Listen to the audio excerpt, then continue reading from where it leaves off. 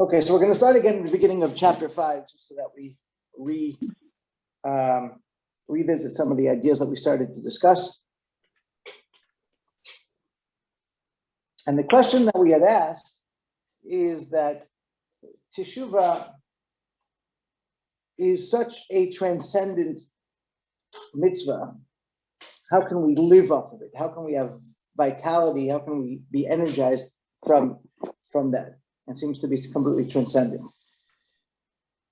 And we brought that down to the famous pasuk, famous verse, Ki ha-mitzvah hazot asher anochi mitzavet etchem hayom, lo nifleiti mimcha v'lo rechoka hi, ki karov elecha davar ma'od b'ficha u'b'vavcha la'asoto. That this mitzvah, the mitzvah of Teshuva, is very close to you, and even though you might think that it's distant or it's beyond you, the pasuk tells you, no, it's very, very close to you. And so the Rebbe Rashab had asked, why is it that Moshe is specifically asking this question, or answering the question of distance and beyond, specifically with regards to mitzvah? And that's where we start with chapter 5, that we're going to explain that there are, in fact, certain elements of Torah and mitzvot which are distant and are transcendent, but they are not distant from you because of who the Jewish people are. And we started talking about the two different types of transcendence, or makif and or pnimi, or the makif harachok and makif hakarov, that there are two different types of transcendence, one which is closer, one which is even more distant, and that's where we got up to, but we want to start at the chapter once again. So, looking inside the text here, the Rebbe Rashab answers this question by noting that, in fact, there are elements of Torah and mitzvot that are distant and beyond. And Moshe Rabbeinu is negating their lack of relevance to us. So basically, we would think that something is truly beyond us, so therefore it's not relevant to us, it's not something that we can relate to whatsoever. And this is actually, in fact, this is a problem that many people have. They say, okay, I can understand Judaism expects me to treat other people nicely, and Judaism expects me to give charity. So there are all these mitzvot that are between us and fellow mankind, that make a lot of sense, and those are much more relevant to us, and I can get that. But when you ask me to do something like putting on tefillin or keeping Shabbat or keeping kashrut or something like that, that seems outside of my world. That seems not relevant to me. And so in general, that Moshe is negating this lack of relevance to us. He's saying it's something very close to us and something very relevant to us. But more specifically with regards to Teshuva.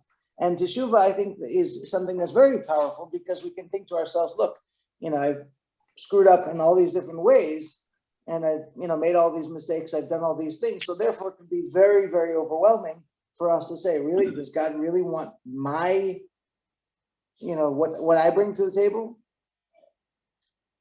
I was having a discussion with one of my fellow congregates, a rabbi here in North Miami Beach, Rafi Rosenberg, today, about the concept of what did Judaism expect of Jews before the Alter Rebbe explained the idea of Beinoni.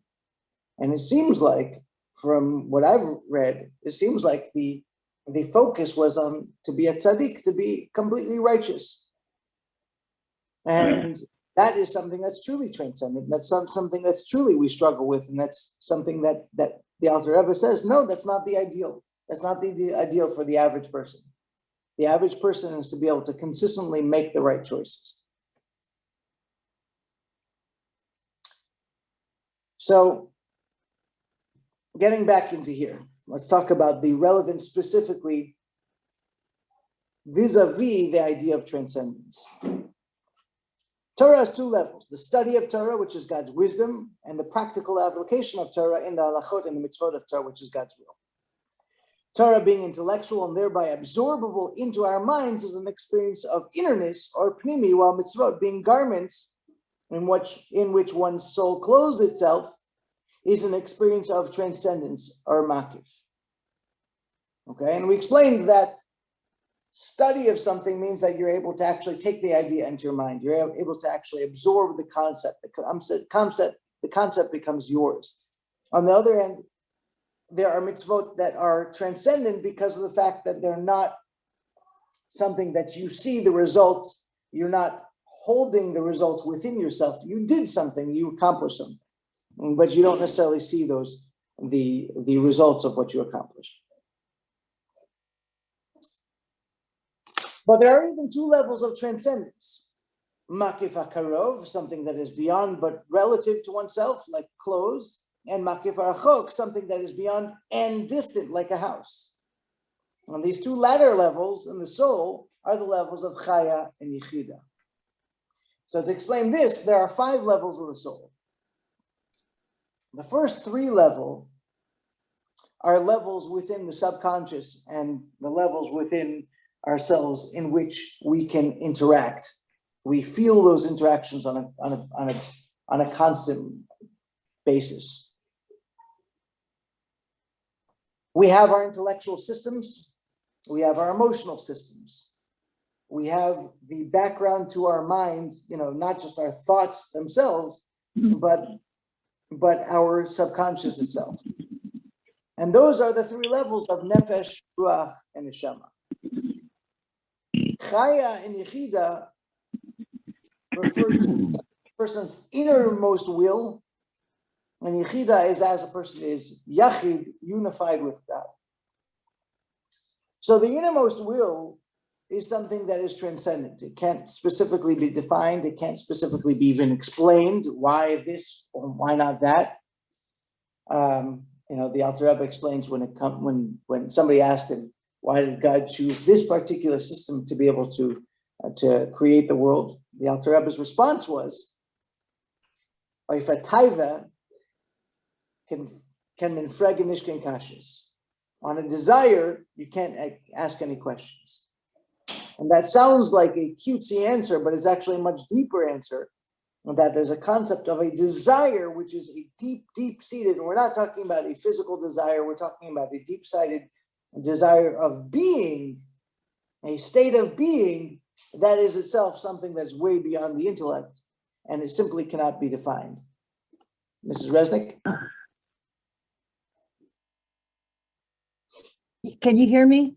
Yeah. Okay, are we aware of this innermost will? Are we actually aware of it in our conscious mind?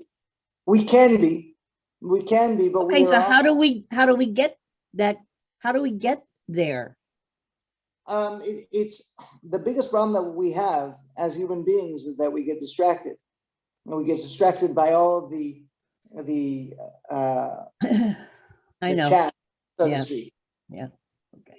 But there's an underlying focus and an underlying pressure to get somewhere, and that's the soul pushing us, obviously, with regards to our Judaism, with regards to actions like that. And I believe that's the level of ratzon that we're talking about here. Okay.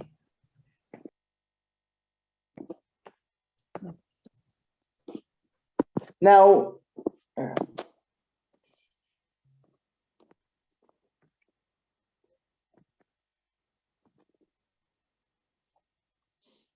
both of those are transcendent. The level in which we are totally and absolutely connected to God, unified with God, is of course it's transcendent, and that comes to play in very unique moments. It's not something that we deal with on a regular basis.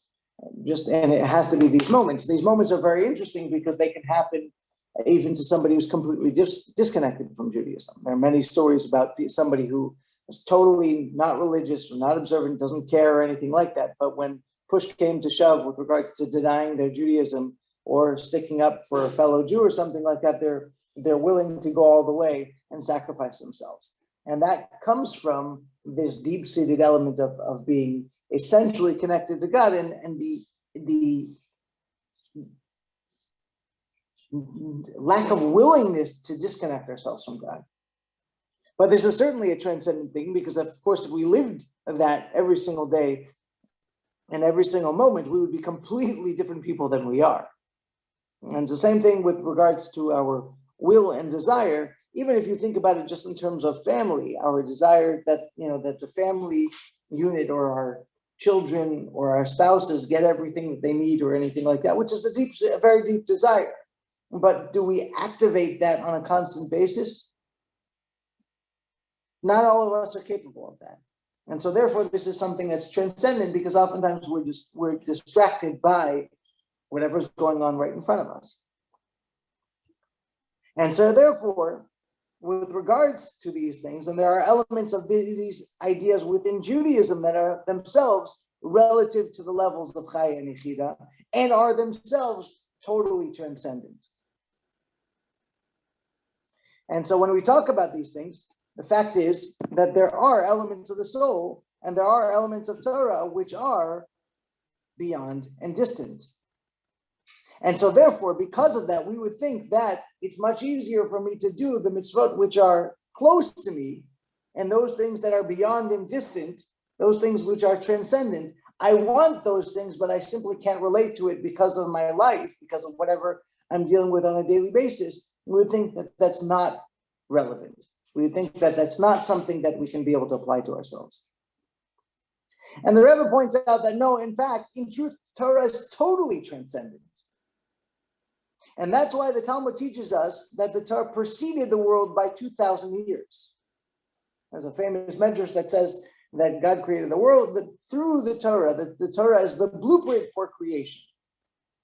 And it continues and explains that Torah kadma le'olam alpayim shana, that 2,000 years is, and obviously this is not a physical concept, because the idea of a year is the cycle of the sun around the earth.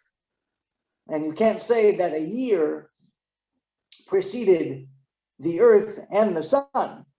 So you can't say that 2,000 years preceded. So the concept of time is only relevant to our universe. So the whole idea of this cryptic concept that the sages are saying, that the Torah preceded the world by 2,000 years, is not to tell you a physical, timely element, but it's meant to tell you a spiritual idea that the Torah itself is transcendent. How transcendent? Truly transcendent by conceptually 2,000 years.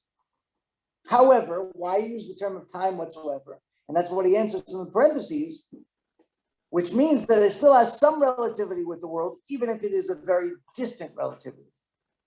The fact that the Talmud uses a term of time, which is a creation, and a creation specifically within our parameters, teaches you that Torah was created with the world in mind. It's not something that is utterly transcendent, because if it was utterly transcendent, we would have no relationship with it whatsoever.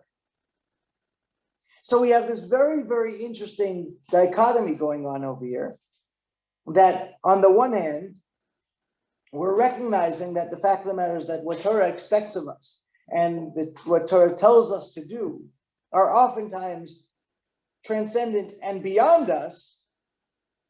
But at the exact same time, as we're about to say, the Torah was created for us to be able to bring into our world.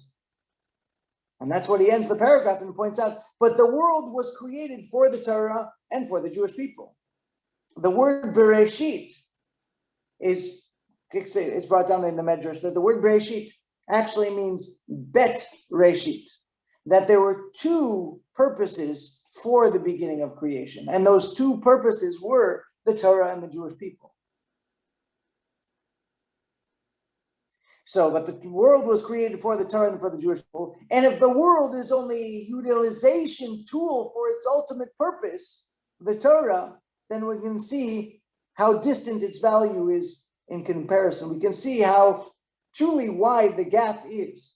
So we can think to ourselves, well, in fact, the Torah is distant. The Torah is unrelatable. The Torah is transcendent to the point that we can't really relate to.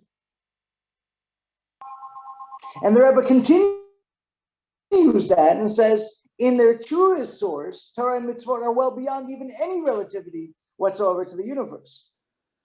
He says, this is similar to trying to say I'm capable of touching an idea with my hands.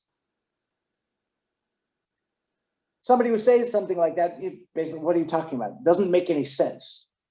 There's no idiom that works because the two concepts don't work. Intelligence and physical manipulation exist in alternate worlds, and combining them simply doesn't make sense. We only use the terms distant and beyond to describe Torah and mitzvot as they were lowered into a space of relevance to our world. So on the one hand, we recognize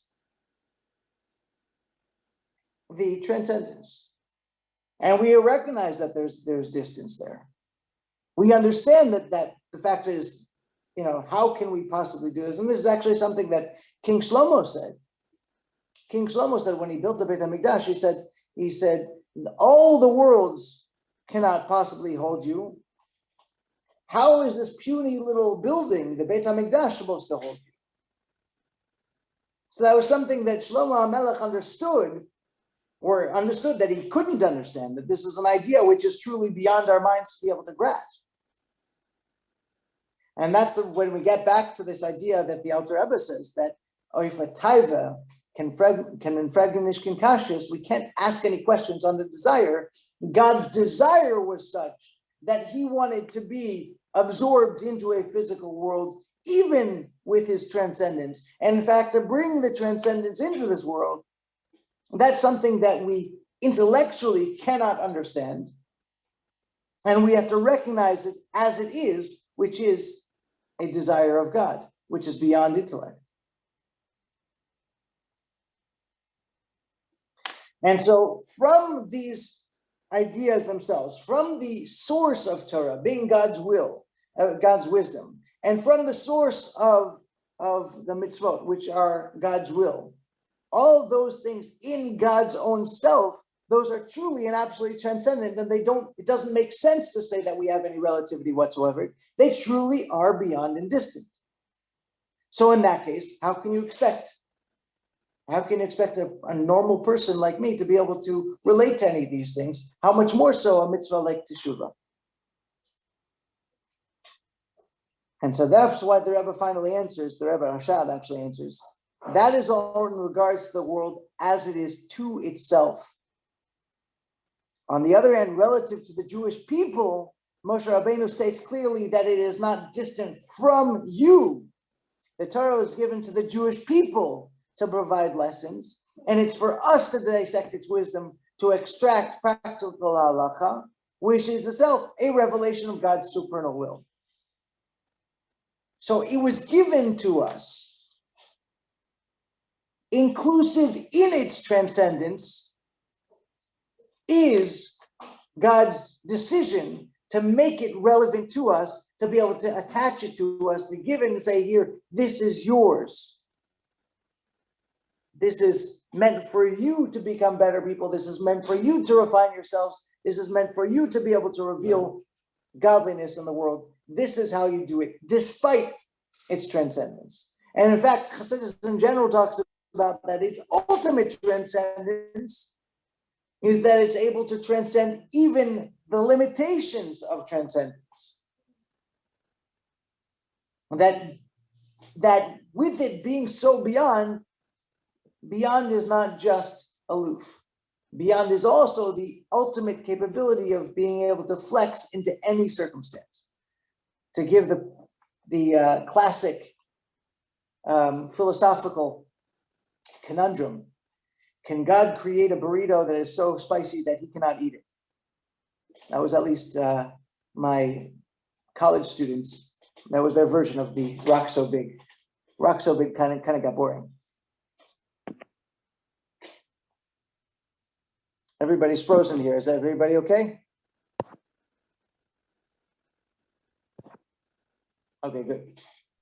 Can you explain the limits of transcendence when you say it even Exactly. So it's even able to surpass that? Sure.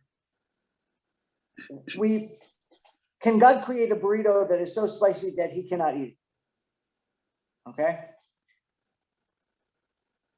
The classical philosophers in Judaism say that the answer is no. And the reason why the answer is no is because, and follow with me on this, lack of a deficiency is not a deficiency. Okay, so we have these two negatives that create a positive. That's the classic philosophical approach in Judaism. Chassidic philosophy takes it one step further and says that the answer is that yes, God can create a burrito that is so spicy that he cannot eat it, but he can still eat it. And the reason why is because God is not limited by even the limitations of positive deficiency. If God wants to create a deficiency within himself, he can do so, but he's creating it. And so therefore, he's capable of undoing it. And so therefore, to take this idea into this concept of transcendence, transcendence by its nature means that it is aloof, that it is not absorbable within our world. And what he did by giving us the Torah is superseded that system.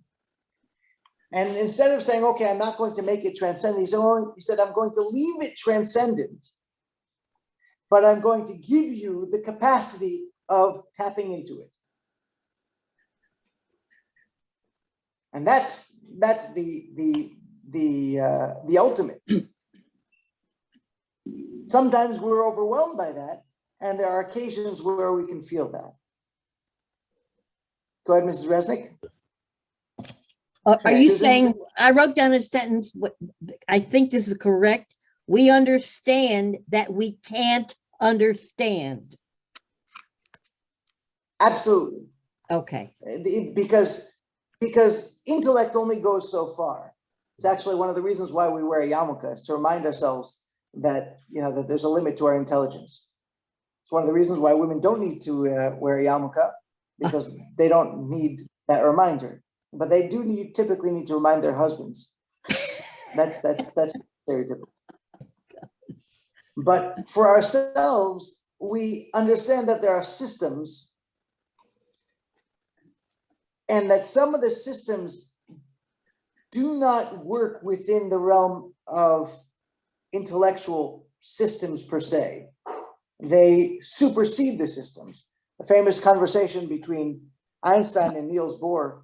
Einstein said, God doesn't play dice with the universe.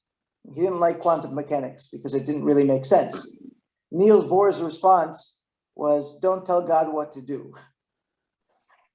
And the Chassidic philosophy follows Niels Bohr's approach. He was also Jewish, from what I understand. I'm not a physicist, but I love that conversation. So, yes, we recognize that what we've been given, because it is godly, it is beyond our capacity to be able to absorb into ourselves. But we recognize that because we have been given it, we have the capability of tapping into it, even though that seems to be a contradiction of terms. And that's what Moshe is saying.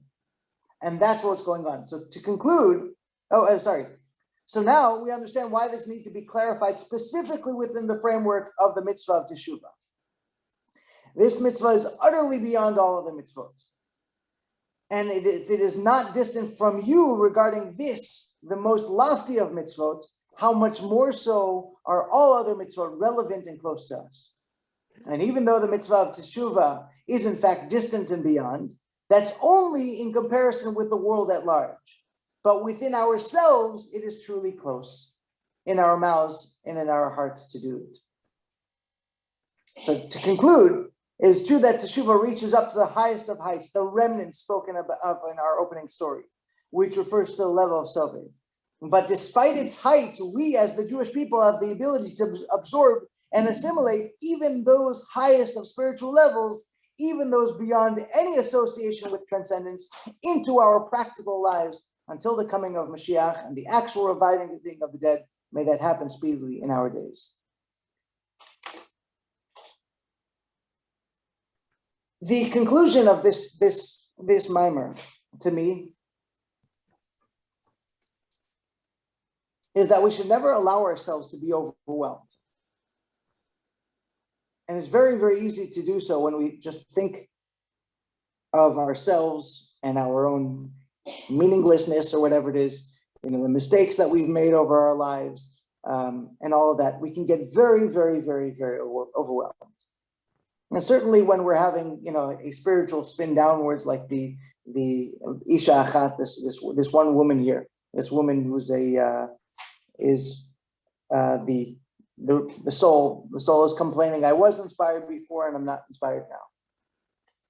It's very, very, very easy for us to get overwhelmed. And what this story, the message of the story and the message of this mimer is you can't allow yourself to get overwhelmed. And anytime you do get overwhelmed, you have to recognize, no, I've been given a tiny jug of oil. I've been given the capacity to be able to inflame myself, to light the world spiritually on fire. I have the ability to be able to do that. It may happen little by little by little. It may happen over time. And in fact, when we're completely emptied out, it does happen over time. And that's, I think, one of the very, very practical relevances of this entire thing is that fill each jug up one by one by one. And then suddenly you look back and you realize that, okay, everything's full.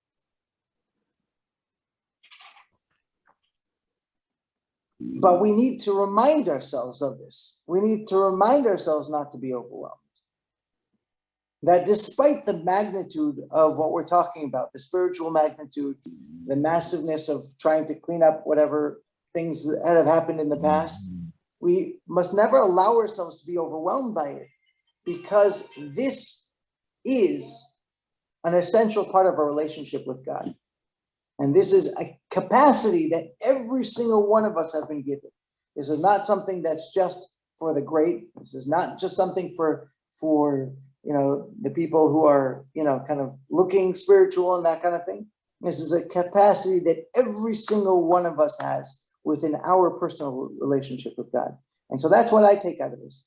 Every time I'm feeling, kind of exhausted, spiritually, I think about this mimer. I think about this assessment, and I remind myself to push through, to pour myself another jug, and then thank God over time. Like I said, sometimes it takes weeks, sometimes it takes months, maybe sometimes it'll take a year or whatever it is, depending on whatever we're going through.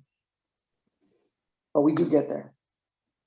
And so this has been, an amazing reference point for me, whenever I've needed to be able to go someplace, to be able to find that spiritual core. And I hope that it'll help for all of you as well. Are there any questions? I have a question, Rabbi. Any reflections? Can you hear me? Yep. Hello? Yeah.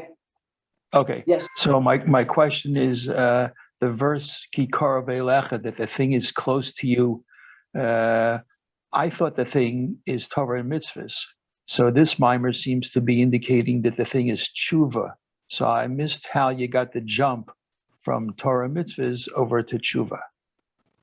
So there are different commentaries about that talk about what it means. And the actual commentaries on the pasuk talk about it meaning teshuva. And that's if you look in the mimer itself, he says he says several of the commentaries on the pasuk say it's specifically talking about teshuva, and so therefore he focuses his explanation on that particular commentary, and he says, basically from a Kal V'chomer, if it's karov elecha with regards to teshuva, then it certainly is karov elecha with regards to anything else. But there are also commentaries that talk about for mitzvahs. I mean, the whole Tanya is built on the karov elecha, meaning love and fear of Hashem. And so there are different opinions, but in this mimer, he focuses on the opinions that's teshuva. Mr. Resnick? Yeah, I think maybe because teshuva is one of the most important mitzvot, which is the whole point of the Torah, to teach us mitzvot, and we should do the mitzvot, and this is the most important one of them. Yes. Yeah, and that's definitely one of the things that he says, that you can learn from teshuva to the rest of the Torah mitzvot. Right. I think what was that? Yeah, I'm saying right. What It's Mr. the Len- most important one, so you learn the rest of it from it. Yeah, exactly. I mean, there could be a little bit of confusion because of the fact that the entire base Tanya is based on the pasuk of Kikarov Elecha, and he specifically focuses on Bificha ubilvavcha lasoto, which is basically speech and action and thought. And he talks about general Torah mitzvot, and that is an interpretation of the pasuk. But the commentaries on the pasuk in the actual Chumash specifically talk about teshuva, and like you said, teshuva. As a result, you can infer everything else from it. So I guess I'm asking if you go out and say, let's put on tefillin, or do you want to light Shabbos candles, and the person says, well, if this is the way it is, I didn't do tshuva yet, so I can't light Shabbos candles. I can't put in tefillin. I have so much to do tshuva for first. But so the Torah is saying that the thing that the Torah mitzvahs is close to you. It's easy to do, to put on tefillin. It's easy to light Shabbos candles. Tshuva, that may take weeks and months and years to do. So if you're going to wait to do tshuva, to do the mitzvahs, you're going to be waiting a long time. Whereas the mitzvah itself and the Torah itself, that's close to you. Whereas tshuva is an ongoing, lifelong process that should not prevent the doing of Torah mitzvahs. Well, it's interesting because on the one hand, it's a lifelong process, but on the other hand, it's momentarily. The mitzvah of teshuva is actually something that can happen just in a moment. So a classic example is if somebody would like to marry a woman and he says, I'm going to marry you on the condition that I am a completely righteous person. Is that condition one that is considered workable in that contractual obligation kind of situation? And the answer is yes. Workable. So even though he might have is he married or not? Afterwards. What was that? I don't know if it's workable. The question is he married or not? If he says, I am married on the condition that I'm a tzaddik, is he now married? Knowing nothing else about the story, is he married? That's the question. Correct. That's correct. We're saying what I meant by workable is not the emotional workable. I meant the contractual obligation that is within a marriage. Is there an actual marriage that goes on over here? And the halacha is that yes, he is. And the reason why is because a moment of teshuva completely changes everything. And just a thought, just that simple thought of teshuva completely. And there are many stories that the Talmud talks about this idea. Famous case of a man by the name of Reb Elazar ben Dodaya, and he's given the name Reb, which is an honorific. And he was very much a swinger, shall we say. He was very involved with every pretty girl that he could get his hands on and everything like that. And in one particular the Talmud tells about one particular moment where he had a conversation with a prostitute, and she made a comment that made him start to rethink his entire life. And he thought to himself, man, I've really screwed this thing up. And he began crying. And he actually died. And when Rabbi Yehuda Anasi heard about this story, he began crying. And he said, there's some people who are capable of gaining their entry into the world to come in just a moment. This man did complete teshuva in his last moments. And so it's really, really important. And that's actually one of the ideas, that teshuva is transcendent because of the fact that it's not limited to time. So in general, we think, okay, I made this mistake, that mistake, and the other mistake. And when we look at it in terms of a time, on a graph in terms of time-wise, and then I did teshuva at this particular time. I'm 41 years old and I did teshuva right now. And so therefore I need to do teshuva for the past, 30 years or whatever it is. But it doesn't work that way, because teshuva is beyond time. It's truly transcendent. And it has the ability to be able to undo everything that happened in the past and to be able to completely make it not just as if it didn't exist, but to turn all of that into positive energy, to turn all of those things into zchuyot, into merits, which is mind-blowing. Susan, I'm Would wondering you where say Rabbi... that the translation of teshuva is enlightenment? What was that? The translation of teshuva is enlightenment? Is that what teshuva is? Enlightenment? Teshuva means return. And so repentance is not a very good word, because that means No. I'm sorry for what I've done in the past. Here it's a complete and absolute return to a pristine state. So God willing, we'll do more about this later. I apologize, Rabbi Smith, I didn't see that you came on, but want to wish everyone